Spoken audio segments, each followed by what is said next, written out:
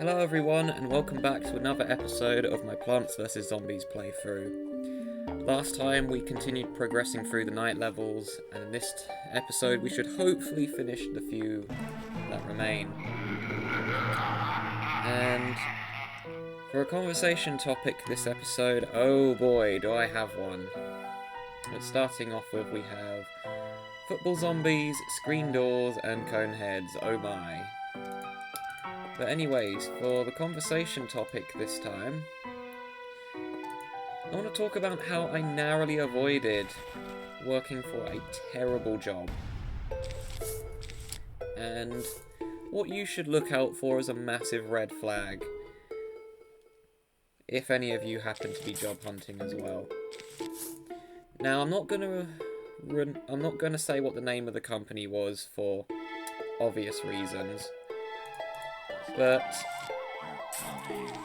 basically, this happened to me when I had started my, let's just say, massive search for a job, and I was pretty much just hoping to get anything.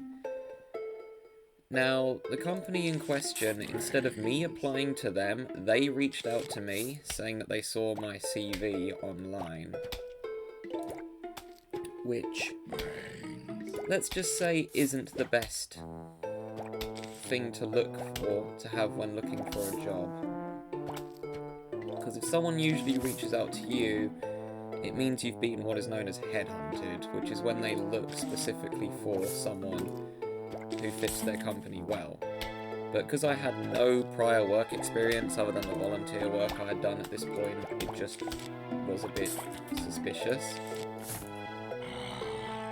I had several interviews with this company.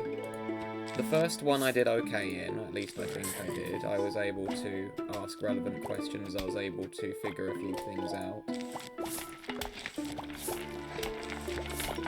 But the second one, I did horribly wrong.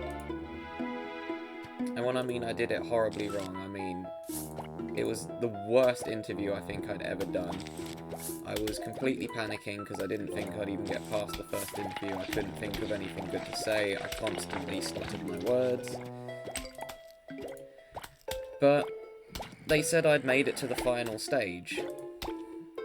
Which I was like, okay, I guess I got lucky then, and didn't think much of it. However, it's when I got to the final interview that I knew I wasn't, or at least at this point I thought I wasn't going to be offered the job. Because they said that I didn't have any experience, and that was the one thing letting me down. And they said that I needed to basically persuade them why I should be offered this position. So I basically thought, end of the line, here, there's no way I get this. Because they said that my chance of getting it was very, very low. 2 days later, I get told that I have in fact got the job, and I was really surprised, like genuinely baffled. So they said they wanted to do what is known as an induction day, where I got to see how the company operated and getting to learn just what they expected of me when I started working there. But at this point I didn't even know what the job was that I was applying to, because they hadn't even told me, which was another thing you should never do. You should always, learn about what the job is. I googled the company, of course, and it said they were a marketing consultancy.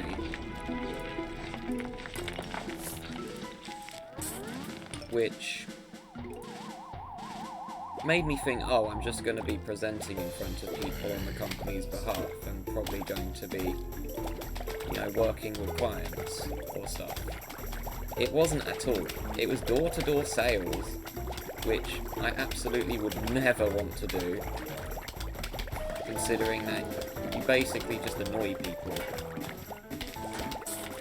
The whole purpose of door-to-door sales is to just go and knock on people's houses and try and persuade them to buy stuff from you. Absolutely would not want to do that as a career. I did go to the induction day, and let's just say it was really it was an experience, to say for the least. For starters, the first thing that happened was we got to see how the company operated.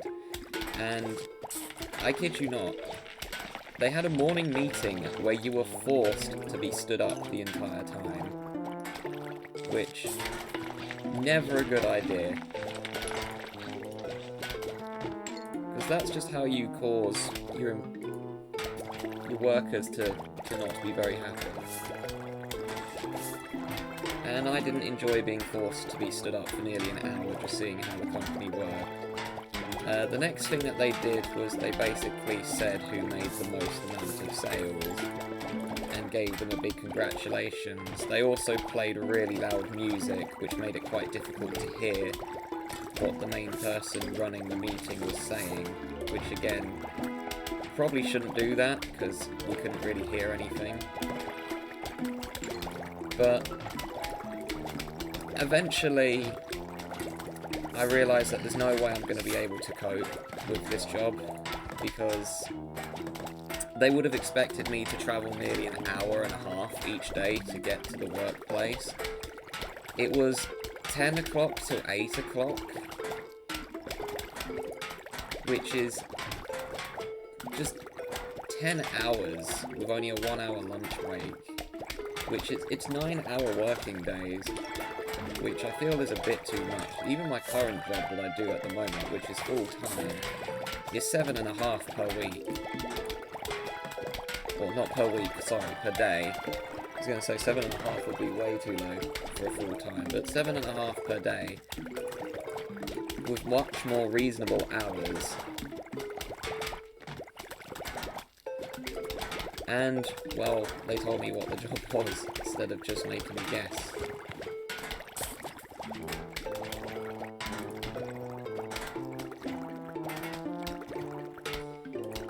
But eventually I did turn the position down. It wasn't for me. The other things that were just massive red flags was the fact that the company's name was hidden inside the office. You had to go down a side alley in order to get to the building as well. Also, let me show you what the Hypno shroom does, because football player zombies are very scary, so make sure you hypnotise them as soon as you can, otherwise you're going to have a very difficult time. But the Hypno shroom basically makes a zombie go on your side, on your team, so it will attack the zombies. It's best to do it on a football player zombie because they have a lot of health. But anyways, back to the topic. I didn't think much of this job that I turned down, but I got curious about a month ago, or not even that, it was like 2 weeks ago, where I decided to just Google the company because I thought it sounded very shady, so I was wondering if they still operated. Apparently, this is a common thing that happens with several workplaces, where it's basically, they promise you a job that you can progress through quickly, but in reality they're just trying to hire as many people as they can, so that people who are already working for the company can just get promoted.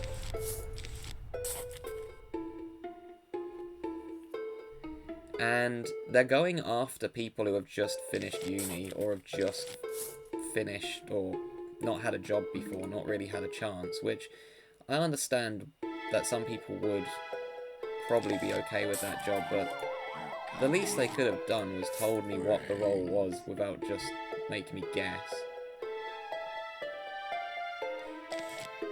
But long story short, this company is still around. Again, I'm not going to say what it is, but to anyone who is a uni student or is looking for work, if a company reaches out to you rather than you reaching out to them, it's usually too good to be true. But it's not just me as well who's had this experience with this company. Quite a few people online have posted as well that the company did the exact same thing to them. And I'm very lucky that I turned it down, because at the time I was just so desperate for work because I just needed a job.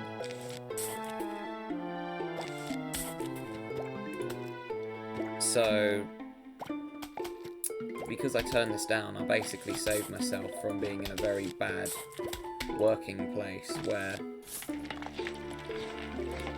I would have most likely not enjoyed working there, probably would have just quit within the first week even.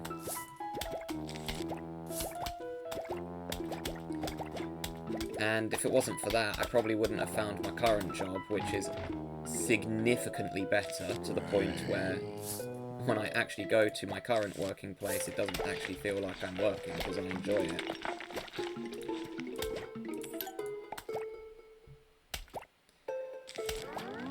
So, again, advice to anyone who's currently job hunting, those of you who are just about to finish either college, university, or your education and just starting, or you're thinking of finding a job, just watch out for companies like that who will claim that it's very easy to progress and that it's a very good opportunity for them. It's too good to be true.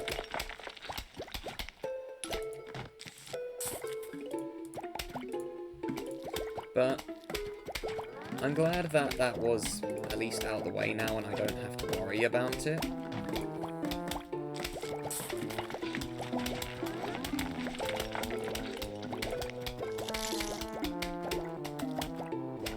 But now that conversation topic's out of the way, I'm going to talk about just these night levels in general. The problem with the World 2 levels, as I call them, is that the majority of the plants are weaker than the ones you get in the day, but you pretty much have to use them, just because of the fact that the zombies have now got better things, such as the football player zombie being even stronger than a buckethead. You basically need a Hypno shroom, or something that instantly gets rid of it. I'm going to show off the ice shroom now. This one's actually one of the better plants, I would say. You use it and it freezes all the zombies, which means you can basically stall them.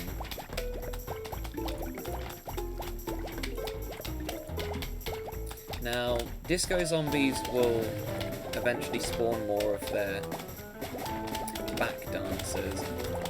You get an achievement, I believe, for hypnotizing one, but again, it's not really recommended because they're actually not that strong themselves, and usually, although they will also spawn some backup dancers for you, they're actually fairly slow as well to get to your plants because they end up getting stuck just dancing.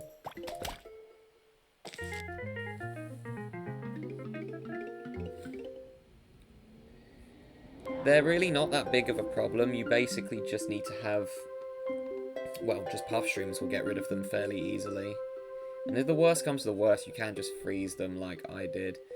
Next up we have the Doom Shroom, which is a very powerful plant.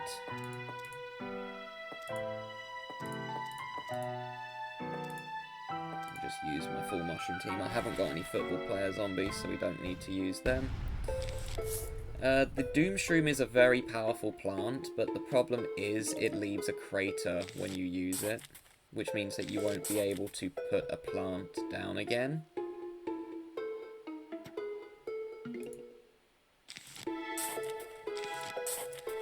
And the craters do eventually heal over time, but it does take a while. I believe it takes 3 minutes, which doesn't sound like much, but trust me, 3 minutes in this game is a lot of time.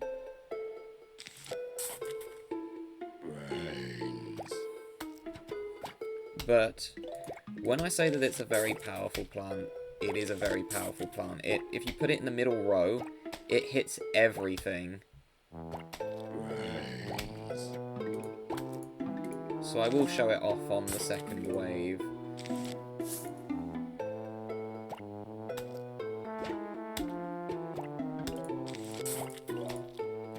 I've just looked at my recording time. This is going to be the last level I do as well. Also, I said in the first episode that went up yesterday at the time of recording this, I was hoping to completely record the whole game. Yeah, that didn't happen. But it's fine. I should finish the majority of Adventure Mode today, as I'm just going to record as much as I can, as I've got free time for once. That needs to be dealt with.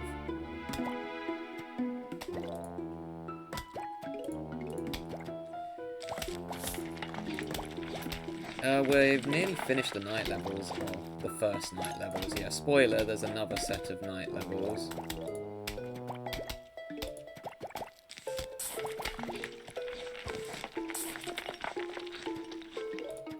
And World 3 is basically where you unlock the majority of the best plants in the game.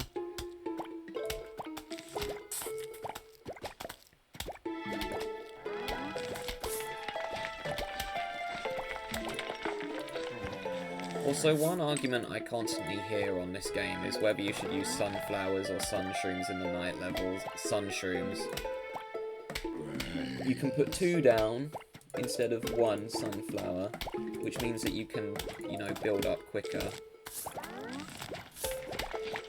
I need to start putting fume shrooms down as well. I'm gonna guess that a screen door is gonna go in the middle.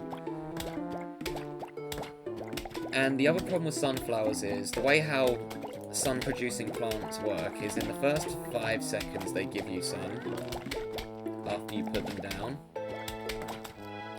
But after that, it becomes much slower. And it takes, I think, 30 seconds for the second one to drop. Which means if you've only got 1 sunflower, you've got to wait nearly 40 seconds just to get your first or your second sunflower down, and trust me, that can be a huge problem. I used to do sunflowers in night levels, but sunshrooms are much better. But in the daytime levels, sunflowers, for obvious reasons. Well, actually, that's not obvious yet. But it will be obvious when we get to World 3.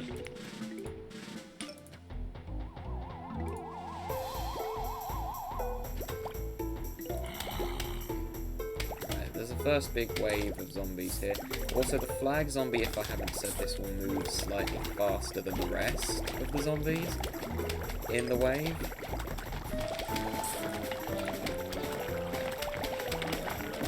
You can also make your own zombie that carries the flag.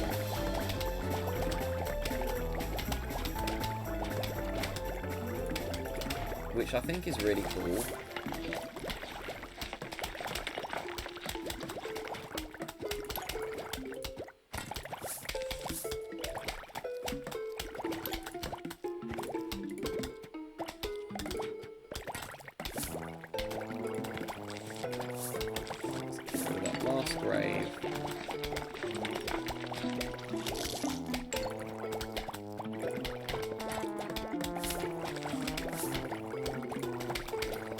And then I pretty much should be good to go for the rest of this level, unless they put a bunch of cone heads in the same row, which is possible.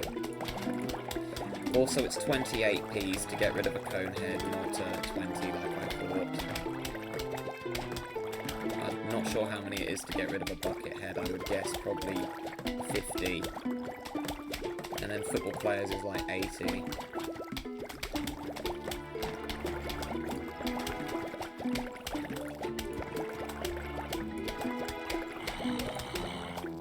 Starting to get some screen doors. I'm just going to keep putting more scaredy shrooms down, honestly, just for extra damage. I've noticed that the zombies are dropping a lot more money than they did on my practice playthrough. Yep, once again I did a practice file just to familiarise myself with the game. It's better to be safe than sorry. Plus it has been a good 5 years, I would say, since I've last played Plants vs Zombies, well, if you count Plants vs Zombies 2, but that's an entirely different game.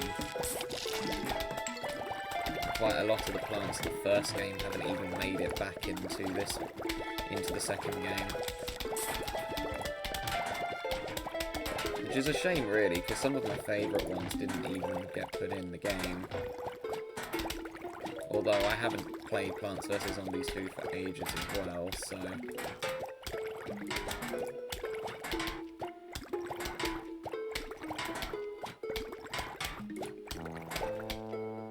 Okay. let's go show what the Doom Shroom does.